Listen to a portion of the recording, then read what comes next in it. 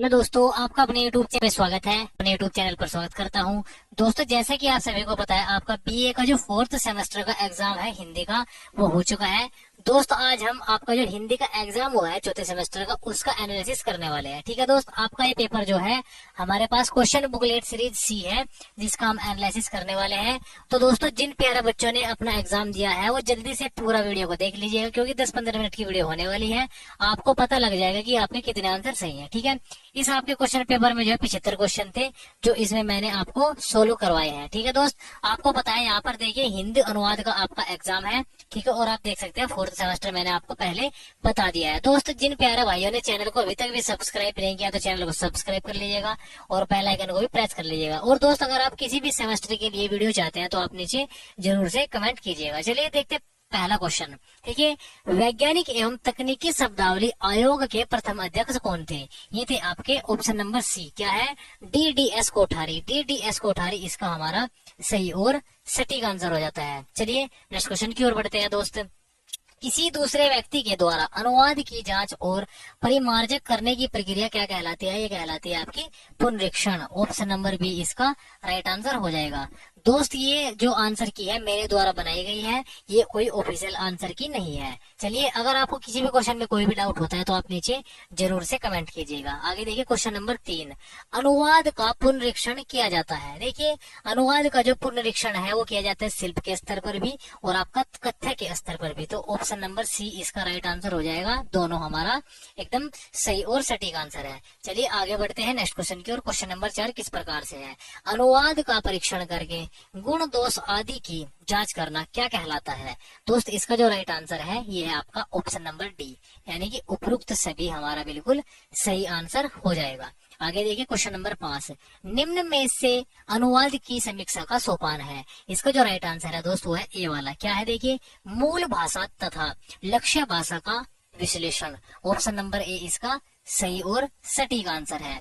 आगे देखिए दोस्त, नेक्स्ट क्वेश्चन की ओर बढ़ते हैं। Question number 6। देखिए, पुनरीक्षण करते समय पुनरीक्षण भाषा के किस बिंदु पर ध्यान देता है? इसका जो राइट आंसर है ऑप्शन नंबर डी, सभी बिंदुओं पर, शब्द चयन पर भी, वाक्य विन्यास पर भी और व्याकरण शुद्धि पर भी। ठीक है, ऑप्शन नंबर डी इसका राइट आंसर है। चलिए क्वेश्चन नंबर 7 की ओर बढ़ते हैं। आगे देखिए, निम्न में से कौन समास प्रक्रिया से निर्मित शाब्दिक परिभाषिक शब्द है? ठीक है, आपको बताना है कि समास प्रक्रिया से बना हुआ कौन सा शब्द है।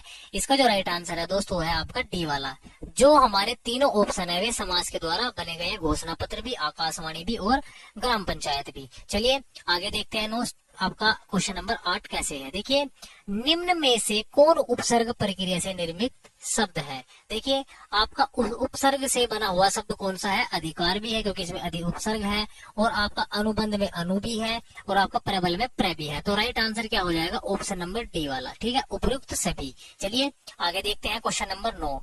निम्न में से कौन संधि प्रक्रिया से निर्मित शब्द है? देखिए, संधि से बना हुआ शब्द कौन सा है आपको बताना है। जिलाधिकारी भी है, और आपका अभ्युदय भी है, और कुलाधिपति भी है। ठीक है, तो राइट आंसर क्या हो जाएगा? ऑप्शन नंबर डी वाला हो जाएगा, उपयुक्त सभी। चलिए नेक्स्ट क्वेश्चन की ओर बढ़ते हैं दोस्त। Question number 10। देखिए, अलॉटमेंट का हिंदी का अर्थ क्या है? देखिए, आपको बताना है, आपको शब्द दिया है अलॉटमेंट।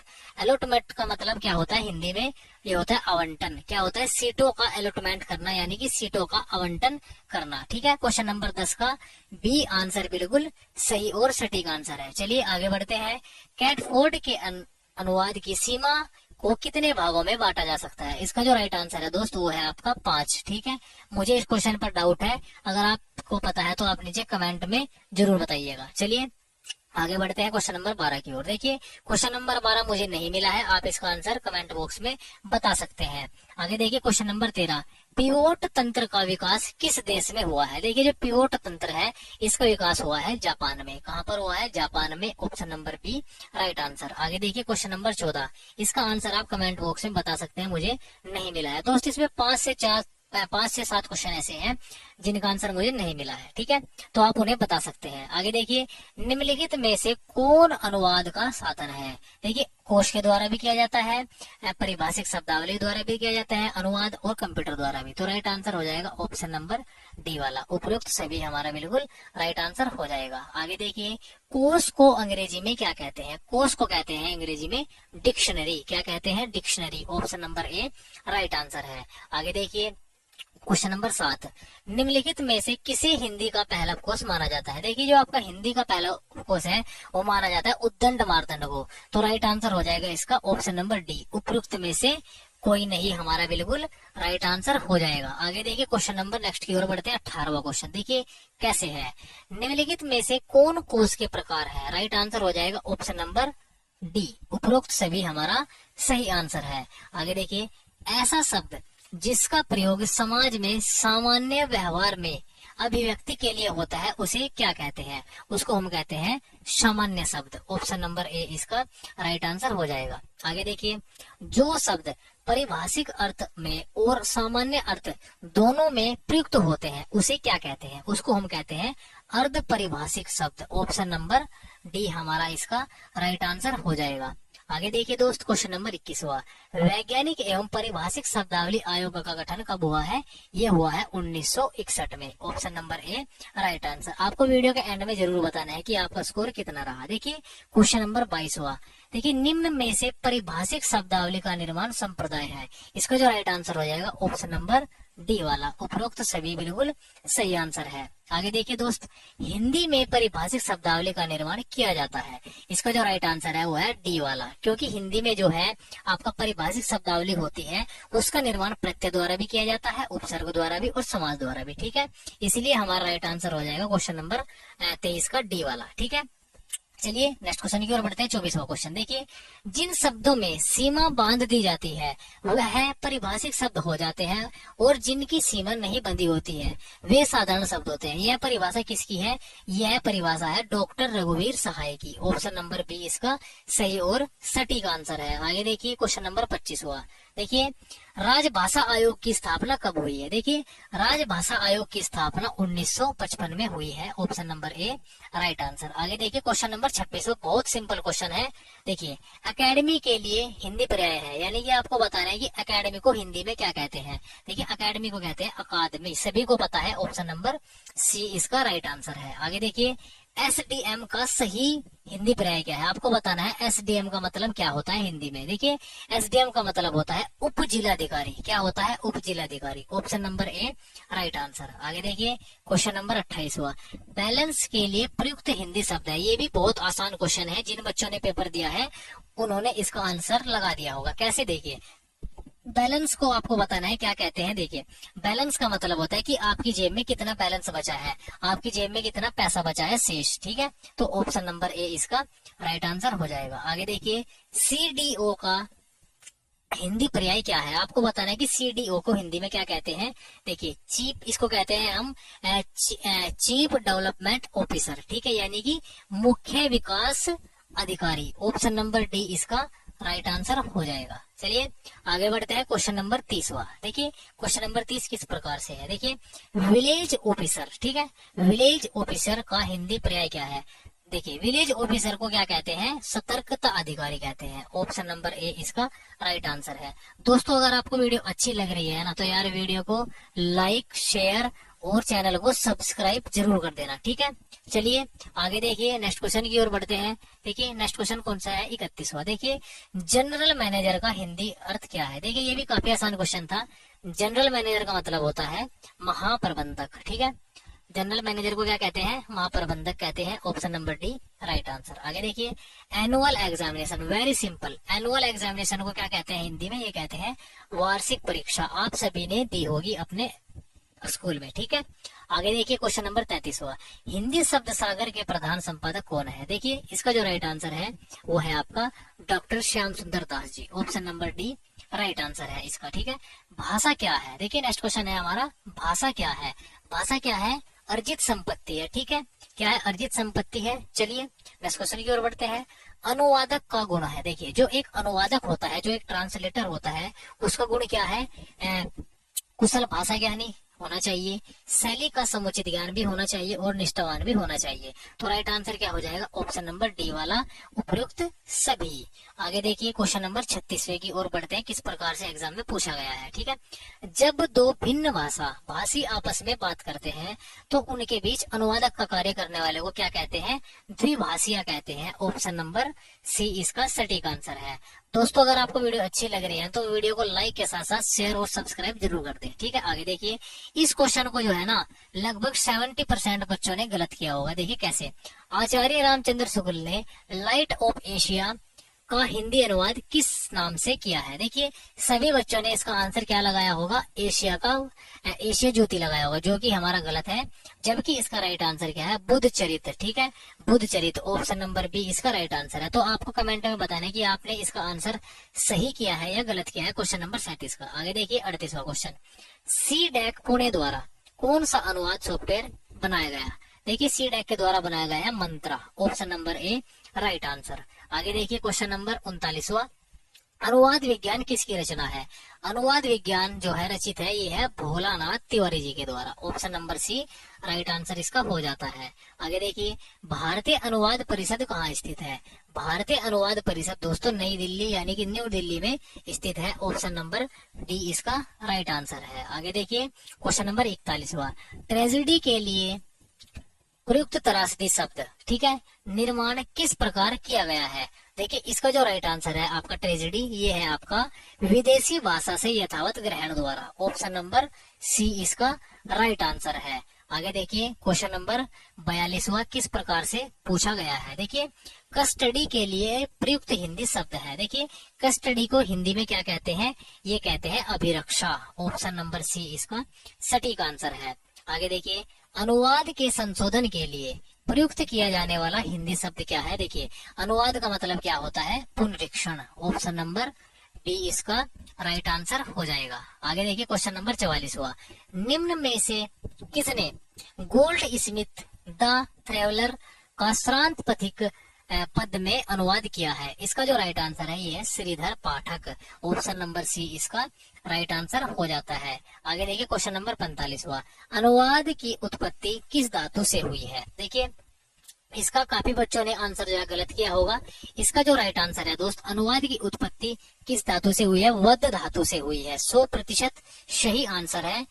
ठीक है, तो याद रखिएगा। आगे देखिए जिस भाषा से अनुवाद किया जाता है, ठीक है, जिस भाषा से अनुवाद किया जाता है वह भाषा क्या कहलाती है? स्रोत भाषा कहलाती है। ठीक है, और जिस भाषा में अनुवाद किया जाता है, ध्यान रखिएगा साथी, में अनुवाद किया जाता है वह कहलाती है लक्ष्य भाषा। ठीक है, तो इसका जो राइट आंसर है ऑप्शन नंबर ए वाला है, क्योंकि इसमें पूछा गया है से। ठीक है, आगे देखिए क्वेश्चन नंबर 47वां, अनुवाद करने वाले व्यक्ति को क्या कहते हैं? देखिए जो आपका अनुवाद करने वाला होता है उसको ट्रांसलेटर या क्या कहते हैं? अनुवादक कहते हैं। ठीक है, ऑप्शन नंबर सी इसका राइट आंसर हो जाएगा। चलिए नेक्स्ट क्वेश्चन की ओर बढ़ते हैं। आगे देखिए 48वां, अप्रूव्ड का हिंदी पर्याय है। आपको बताना है कि अप्रूव्ड को हिंदी में क्या कहते हैं। देखिए अप्रूव्ड को कहते हैं अनुमोदित करना। ठीक है, ऑप्शन नंबर ए इसका राइट आंसर हो जाता है। चलिए मित्र आगे बढ़ते हैं। दोस्त मशीन अधिकतम कितने प्रतिशत अनुवाद सही गणना कर सकती है? देखिए ये कर सकती है लगभग 90%। ठीक है, ऑप्शन नंबर बी इसका राइट आंसर हो जाता है। आगे देखिए क्वेश्चन नंबर 50वां, ठीक है, बच्चन द्वारा उमर खयाम की रुपैया का अनुवाद किस रचना में किया गया है? देखिए बच्चन जी ने इसका अनुवाद किया है मधुशाला में, ऑप्शन नंबर ए इसका राइट आंसर हो जाता है। दोस्त आपको कमेंट में जरूर बताना है कि आपका स्कोर कितना रहा या आपने कितने क्वेश्चन जो है सही करे हैं। ठीक है, आगे देखिए क्वेश्चन नंबर 51वां, अनुवाद सिद्धांत के रूपरेखा ग्रंथ के रचनाकार कौन है? ये है Suresh Kumar ji, option number A right answer है इसका। आगे देखिए वकालतनामा किस भाषा का शब्द है? वकालतनामा जो शब्द है दोस्त ये है उर्दू भाषा का, ऑप्शन नंबर ए इसका राइट आंसर हो जाता है। आगे देखिए ट्रेजेडी का हिंदी रूपांतरण क्या है? आपको बताना है। ट्रेजेडी पीछे भी शब्द आया है, ट्रेजेडी का मतलब होता है त्रासदी। क्या होता है? त्रासदी, ऑप्शन नंबर सी इसका राइट आंसर हो जाता है। चलिए नेक्स्ट क्वेश्चन की ओर बढ़ते हैं। देखिए द्विभाषिक समाज में कितनी भाषाएं होनी चाहिए? इसका जो राइट आंसर हो जाता है दोस्तों हो जाता है 2, ऑप्शन नंबर बी, द्विभाषिक समाज में 2 भाषाएं होनी चाहिए। आगे देखिए क्वेश्चन नंबर नेक्स्ट 55वां, एक और एक 11 का अनुवाद है। देखिए एक और एक 11 का मतलब क्या होता है, यूनियन इज स्ट्रेंथ। ठीक है, option number A right answer है। ठीक है, आगे देखिए, ग्लास किस भाषा का शब्द है। दोस्त जो हमारा ग्लास शब्द है ये है ग्रीक भाषा का शब्द। ऑप्शन नंबर सी इसका राइट आंसर हो जाता है। आगे देखिए, क्वेश्चन नंबर 57 हुआ, लैंड रिवेन्यू का हिंदी पर्याय क्या है। देखिए लैंड रिवेन्यू का मतलब होता है भू राजस्व। ठीक है, क्या होता है, भू राजस्व। ऑप्शन नंबर सी इसका राइट आंसर है। आगे देखिए, समुदाय का अंग्रेजी पर्याय क्या है। दोस्तों बहुत सिंपल पेपर आया हुआ था, जिन बच्चों ने थोड़ा सा ध्यान से भी पढ़ा होगा तो उन्होंने लगभग 45 से लगभग 60 क्वेश्चन धीरे से कर लिए होंगे। ठीक है, तो आपको बताना है कि आपका स्कोर कितना है, जरूर मैं आपके कमेंट का वेट करूंगा। ठीक है, देखिए समुदाय को बताना है कि आपको अंग्रेजी में क्या कहते हैं। समुदाय का मतलब होता है कम्युनिटी। ठीक है, ऑप्शन नंबर ए इसका सही आंसर हो जाता है। आगे देखिए दोस्त, सीर ए अकबर किन ग्रंथों का अनुवाद है। देखिए जो सीर ए अकबर ग्रंथ है ये आपका उपनिषदों का अनुवाद है। ऑप्शन नंबर सी इसका सही और सटीक आंसर हो जाता है। आगे देखिए दोस्त, क्वेश्चन नंबर नेक्स्ट की ओर बढ़ते हैं। देखिए दारा सिकोह ने रामचरितमानस का अनुवाद किस भाषा में किया है। देखिए दारा सिकोह ने जो है रामचरित्र का अनुवाद किया है फारसी भाषा में। Option number B right answer हो जाता है। आगे देखिए, निम्न में से अनुवाद मूल्यांकन का मुख्य आयाम है। देखिए अनुवाद मूल्यांकन का मुख्य आयाम होता है पठनीयता भी, ठीक है, बोधगम्यता भी और मूल्यनिष्ठता भी। तो राइट आंसर हो जाएगा डी वाला। उपरोक्त सभी हमारा बिल्कुल सही आंसर हो जाएगा। आगे देखिए, question number 62 all India radio, ये आप बचपन से सुनते आ रहे हैं। इसका मतलब क्या होता है, ऑल इंडिया रेडियो जो आप हम सुनते हैं ये है आकाशवाणी। ऑप्शन नंबर डी इसका राइट आंसर हो जाता है। ठीक है, आगे देखिए क्वेश्चन नंबर 63 घासीराम कोतवाल किस भाषा में लिखा गया है। देखिए ये लिखा गया है आपका मराठी भाषा में। ऑप्शन नंबर बी इसका सही आंसर है। आगे देखिए क्वेश्चन नंबर 64 अभिज्ञान शकुंतलम का अनुवाद किसने किया है। देखिए अभिज्ञान शकुंतलम का अनुवाद किया है राजा लक्ष्मण सिंह ने। ऑप्शन नंबर सी इसका राइट आंसर हो जाता है। आगे देखिए दोस्त, निम्न में किसने संस्कृत नाटक मुद्राक्षस का हिंदी में अनुवाद किया है। देखिए जो मुद्राक्षस नाटक है इसका हिंदी में अनुवाद किसने किया है, भारतेंदु हरिश्चंद्र जी ने किया है। ठीक है, ऑप्शन नंबर ए इसका राइट आंसर हो जाता है। चलिए नेक्स्ट क्वेश्चन की ओर बढ़ते हैं। अनुवाद का अर्थ है, देखिए अनुवाद का मतलब क्या होता है, व्याख्या करना। ठीक है, किसी चीज को ट्रांसलेट करना या अनुवाद करना, यानी कि किसी चीज का क्या करना, व्याख्या करना। ठीक है, ऑप्शन नंबर डी इसका राइट आंसर है। आगे देखिए, अनुवाक शब्द किस भाषा में प्रयुक्त है। दोस्त इसका मुझे आंसर में थोड़ा सा क्या है, डाउट है। मेरे हिसाब से इसका आंसर होना चाहिए वैदिक संस्कृत। ठीक है, आप अपने हिसाब से कमेंट कीजिएगा कि आपको इसका आंसर कौन सा सही लग रहा है, या आपको कंफर्म पता है कि इसका आंसर ये सही है। ठीक है, जरूर बताइएगा अगर आपको पता है। आगे देखिए, भारतीय मत में कितने उपवर्ग होते हैं। देखिए भारतीय मत में होते हैं 3 उपवर्ग। Option number B right answer. आगे देखिए क्वेश्चन नंबर 69 हुआ, एक भाषा के प्रशासनिक सामग्री को दूसरी भाषा में परिवर्तित करना क्या कहलाता है, विधिक अनुवाद कहलाता है। ठीक है, ऑप्शन नंबर बी इसका सही और सटीक आंसर है दोस्त। आगे देखिए दोस्त, जब मूल का व्याख्या के साथ अनुवाद होता है तो उसे क्या कहते हैं, उसको हम कहते हैं व्याख्या अनुवाद। ऑप्शन नंबर ए सही और सटीक आंसर है इसका। आगे देखिए क्वेश्चन नंबर 71 निम्नलिखित में से कौन अनुवाद का पर्याय है। देखिए अनुवाद का पर्याय क्या होता है, उपरोक्त सभी। ऑप्शन नंबर डी इसका राइट आंसर हो जाएगा। आगे देखिए दोस्त, क्वेश्चन नंबर 72 की ओर बढ़ते हैं।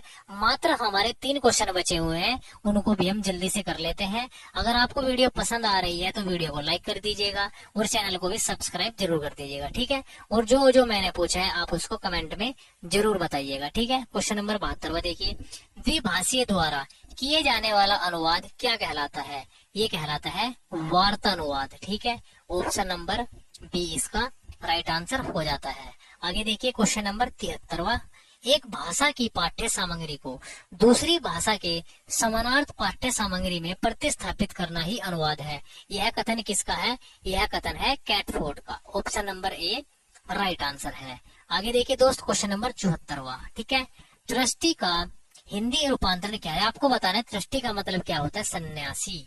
ऑप्शन नंबर ए इसका सही और सटीक आंसर है दोस्त देखिए क्वेश्चन नंबर 75वां, इसका आंसर मुझे नहीं मिला है, तो आप इसका आंसर भी हमें कमेंट बॉक्स में जरूर बताइएगा अगर आपको पता है। ठीक है दोस्त, ये था हमारा मॉडल पेपर हिंदी का 4th सेमेस्टर का बीए का। ठीक है, अगर आपको किसी भी क्वेश्चन में कोई भी डाउट होता है तो आप नीचे जरूर कमेंट कीजिएगा और वीडियो को लाइक जरूर करना है। ठीक है दोस्त, और चैनल को सब्सक्राइब जरूर करना है। ठीक है, अगर आपको कोई भी डाउट होता है तो आपको मैंने बताया है कि आप नीचे कमेंट कीजिएगा, मैं आपके कमेंट का जरूर रिप्लाई करूंगा। ठीक है, अगर आपको किसी टॉपिक के ऊपर कोई वीडियो चाहिए तो आप वो भी कमेंट कीजिएगा, मैं आपको उसका भी आंसर दूंगा। ठीक है, चलिए दोस्त, मिलते हैं नेक्स्ट